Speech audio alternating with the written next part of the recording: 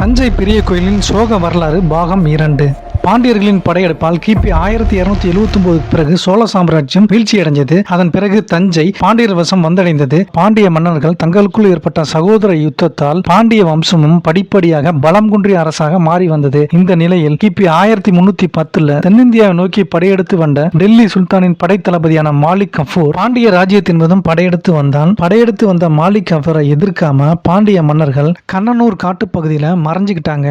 இதை சாதகமா பயன்படுத்தி கொண்ட மாலிக் கஃபூர் வழிநெடுக்க உள்ள கோயில்ல கொள்ளையடிச்சான். சுமார் 1,00,000 படைவீரர்களை கொண்ட மாலிக் கஃபூர் பாண்டிய ராஜ்யத்தின் கீழ் இருந்த அனைத்து பகுதிகளிலும் கண்ணில் பட்டதெல்லாம் கொள்ளையடிச்சான். குறிப்பா கோயில்களில் தங்கம் கொட்டி கிடந்ததால் கோயில்களை சூறையாடினான். மதுரை, திருச்சி, சிதம்பரம் கோயில்கள் அவனால் கொள்ளையடிக்கப்பட்டது. கண்டியூர் பகுதியில் தன் படைகளுடன் முகாமிட்டிருக்கும் போது தஞ்சை பெரிய கோயில் செல்வத்தை கேள்விப்பட்டு படையெடுத்து வந்து கோவில் செல்வத்தை மொத்தமும் கொள்ளையடிச்சான். அது மட்டும் இல்லாம கோவிலோட திருச்சுற்று மாளிகை, கோவில் மண்டபத்தை இடித்து தரைமட்டமாக்கினான்.